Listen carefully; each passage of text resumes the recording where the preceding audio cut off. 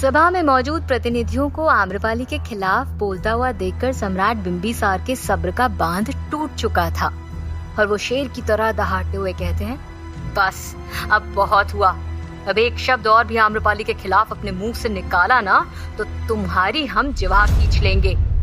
आम्रपाली के बारे में आगे कुछ भी बोलने से पहले सोच लो कि किसके सामने बोल रहे हो और क्या बोल रहे हो।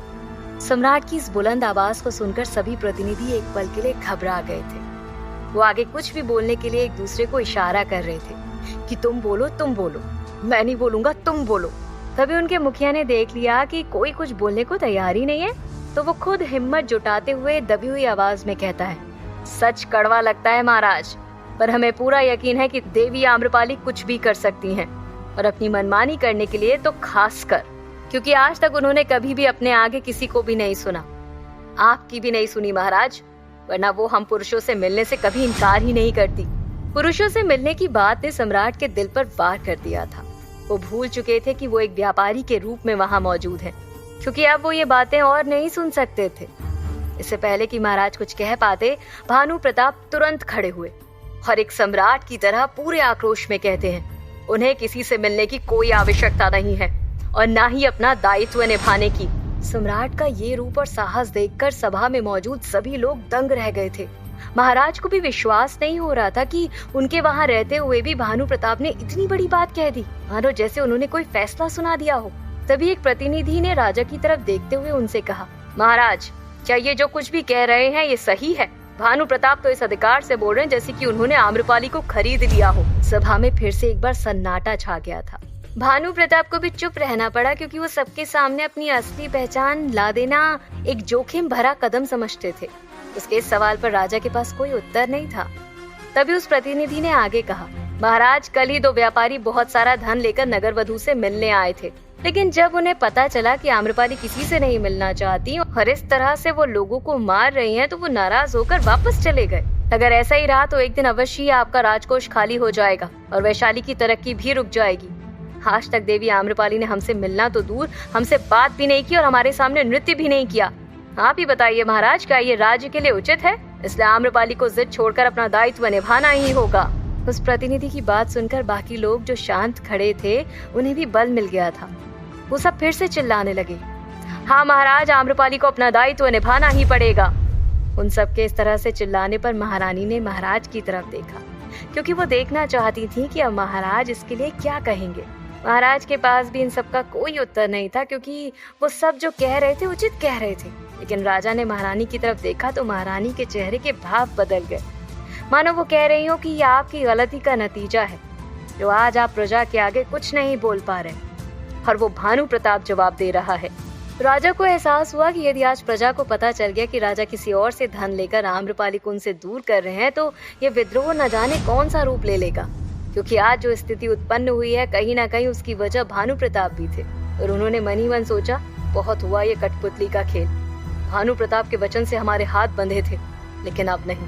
हम अपनी प्रजा का विश्वास नहीं खो सकते, क्योंकि अगर वो लोग हमारे खिलाफ हो गए तो वैशाली राज्य में अराजकता फैल जाएगी। इसलिए अब ना आम्रपाली की मनमानी चलेगी और ना ही भानु प्रताप से मिलने वाले धन के बिना पर कोई फैसला लिया जाएगा।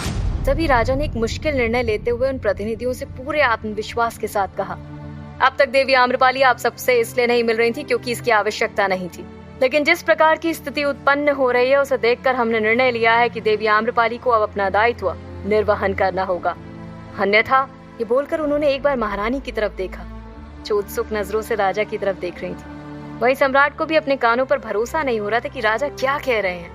युवराज स्वर्णसेन, राजकुमार और राजकुमारी भी अब अचंभित थे। तभी राजा ने अपनी बात पूरी करते हुए कहा, अन्यथा देवी आम्रपाली की जगह हमें किसी और को नगरवधु बनाना पड़ेगा। राजा की इस बात ने तो सभा के हर एक सदस्य को हैरान करके रख दिया था।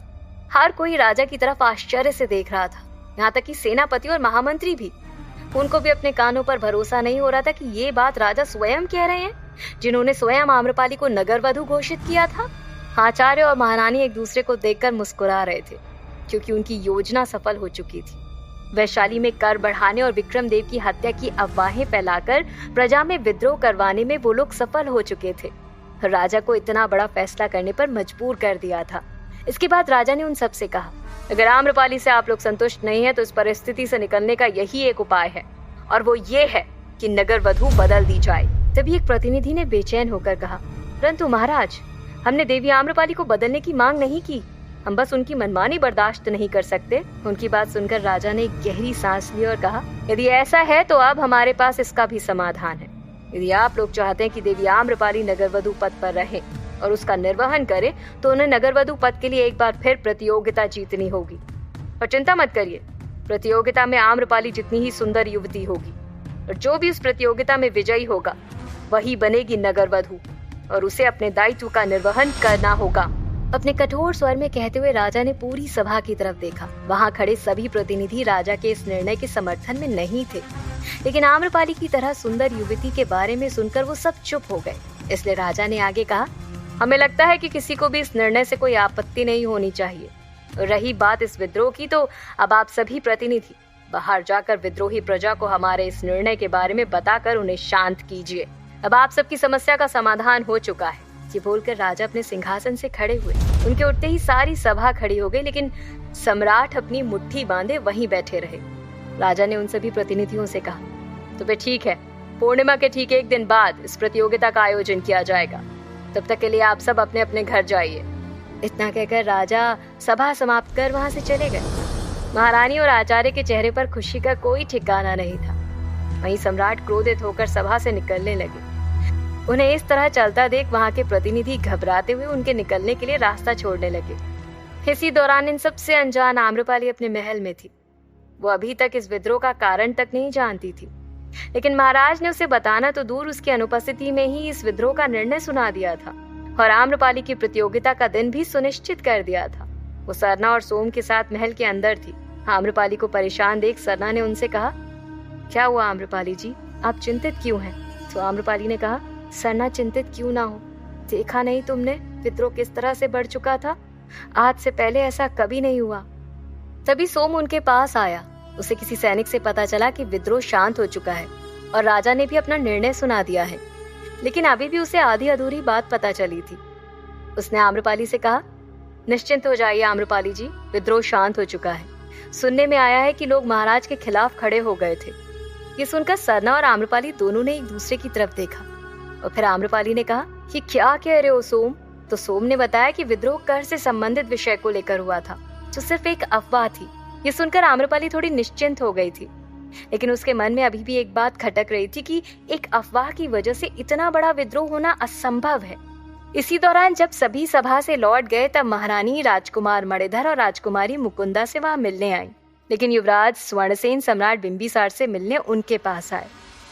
युवराज ने उनसे आकर कहा, सम्राट, पिताजी के निर्णय से हम भी हैरान हैं, पर पता नहीं उन्होंने अचानक से ऐसा निर्णय क्यों लिया।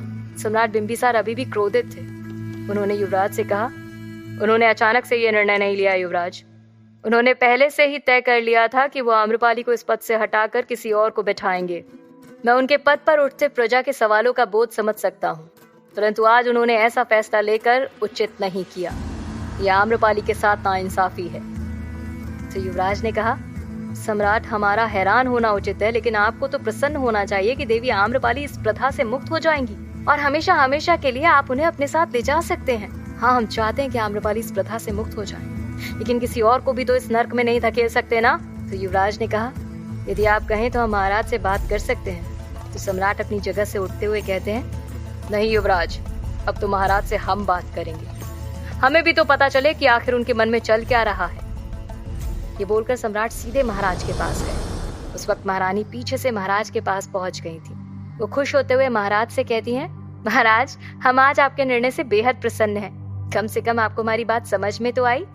महाराज का दिमाग अब भी अपने निर्णय पर घूम रहा था। वो महारानी से रूखेपन के साथ कहते हैं, हमने आपके कहने से ये निर्णय नहीं लिया है महारानी, हमने ये निर्णय परिस्थिति को देखते हुए लिया है। उसी वक्त पीछे से सम्राट उनके कक्ष में आते हुए कहते हैं, पर इस परिस्थिति में आम्रपाली की कोई गलती नहीं थी, उन्हें तो इस बारे में कुछ पता ही नहीं है। तो आप हमें बताएंगे आखिर आप करना क्या चाहते हैं महाराज?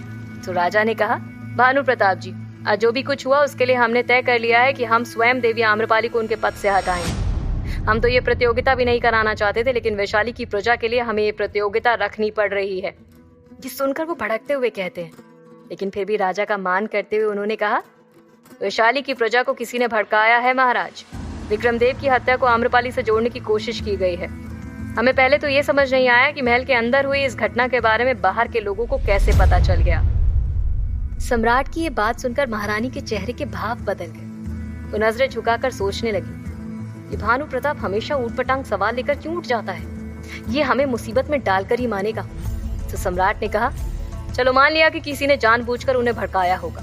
प्रजा अफवाह का शिकार हो सकती है, लेकिन आप महाराज हैं। आपने क्यों इस अफवाह से उठे विद्रोह को शांत करने के लिए आम्रपाली के खिलाफ इतना बड़ा फैसला ले लिया? आप कोई और भी तो रास्ता निकाल सकते थे महाराज। इससे पहले सम्राट अपनी बात पूरी करते राजा ने कहा, हमने ये निर्णय प्रजा की स्थिति को देखते हुए लिया है भानु प्रताप जी, और शायद आज जो हुआ उसे आप भी नहीं झुठला सकते। वो सब हमारे दरबार में आकर हमारे सामने विद्रोह कर रहे थे, और ये दूसरी बार है जब प्रजा आम्रपाली के खिलाफ विद्रोह पर उतर आई है, और आगे भी ऐसा ही होता रहेगा। एक इंसान को खुश रखने के लिए हम पूरी प्रजा को निराश नहीं कर सकते। हम अपनी प्रजा की खुशी के लिए ही तो ये सब कर रहे हैं। सम्राट ने फिर महाराज की परिस्थिति को समझते हुए कहा, एक राजा होने के नाते अपनी प्रजा के लिए आपने जो फैसला लिया वो उचित है, पर आपके राज्य के राजकोष में हमारे धन देने से आपकी प्रजा की ही सहायता हो रही है, तो हमें दिए हुए वचन की आपने क्या कीमत लगाई? तभी राजा ने कहा, भानु प्रताप जी, हमारी प्रजा की खुशी नगरवधु आम्रपाली पर टिकी थी, जो कि अपने दायित्व निभाने में विफल हुई है, और जिसका नतीजा ये विद्रोह और प्रजा का आक्रोश है। आपके दिए हुए वचन ने ही हमें आम्रपाली को नगरवधु के पद से सीधे हटा देने का फैसला लेने से रोका हुआ है। सम्राट कुछ बोलने ही वाले थे कि राजा ने सम्राट के सामने कड़क अंदाज में कहा, आप हमारे अतिथि हैं, इसलिए हमने आपका सम्मान किया, लेकिन इस परिस्थिति में हमसे और किसी भी चीज से उम्मीद मत कीजिएगा।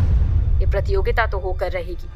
सम्राट चाहते तो अभी के अभी राजा को मनाने की कोशिश कर सकते थे, लेकिन वो वैशाली के राजा थे और उनके निर्णय का मान रखना सम्राट की मजबूरी हो गई थी। इसलिए उन्होंने आगे कहा, आप अपने निर्णय में तो अटल हैं महाराज, लेकिन आपको एक बात साफ साफ बता देते हैं, आम्रपाली इस प्रतियोगिता के लिए कभी तैयार नहीं होगी। इस बात पर राजा ने कहा, भानु प्रताप जी, देवी आम्रपाली इस प्रतियोगिता के लिए माने या ना माने, लेकिन ये प्रतियोगिता का आयोजन तो होकर रहेगा, और यदि वो उस दिन प्रतियोगिता में उपस्थित नहीं होती हैं, तो हम समझेंगे कि वो हार गई और उनके प्रतिभागी को नगरवधु घोषित कर दिया जाएगा।